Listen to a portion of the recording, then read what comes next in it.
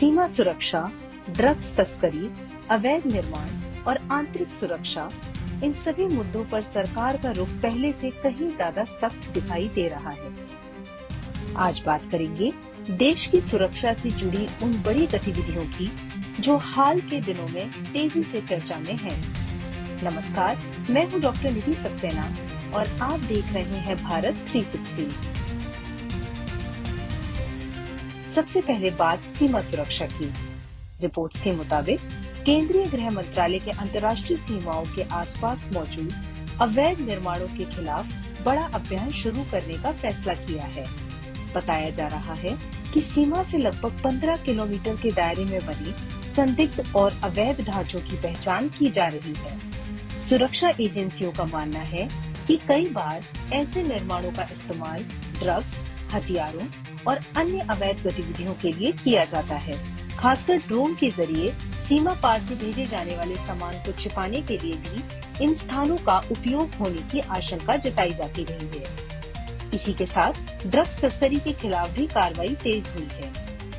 हाल ही में गुजरात में बड़ी मात्रा में नशीले पदार्थों की बरामदगी ने एक बार फिर इस खतरे की गंभीरता को सामने ला दिया है।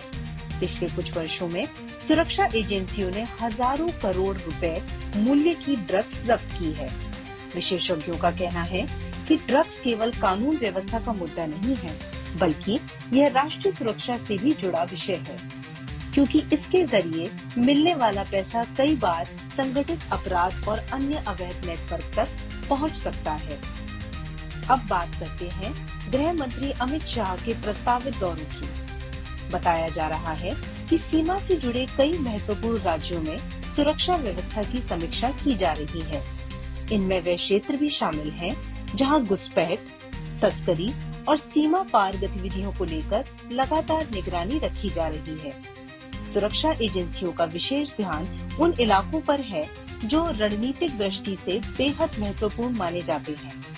इनमें सिलीगुड़ी कॉरिडोर जैसे क्षेत्र भी शामिल हैं, जिन्हें देश की सुरक्षा व्यवस्था में अहम माना जाता है। खुफिया एजेंसियों की रिपोर्ट में भी लगातार यह संकेत मिलता रहा है कि आधुनिक दौर में चुनौतियां केवल सीमा पार पर नहीं, बल्कि देश के भीतर भी पैदा की जा सकती हैं।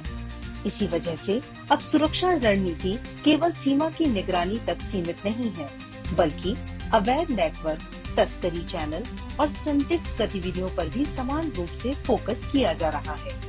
अगर इन सभी घटनाओं को एक साथ देखें तो एक स्पष्ट तस्वीर सामने आती है।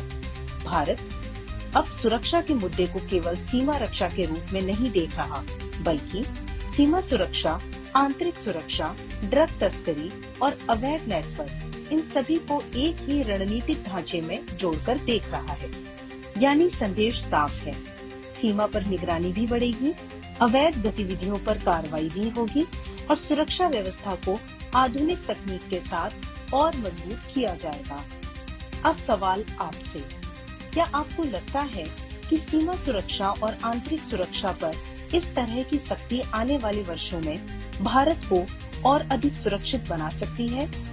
अपनी राय हमें कमेंट में जरूर बताइए। अगर वीडियो पसंद आया हो तो लाइक, शेयर और सब्सक्राइब जरूर करें। इसी के साथ हम आपसे विदा लेते हैं। देखते रहिए भारत 360। जय हिंद, वंदे मातरम।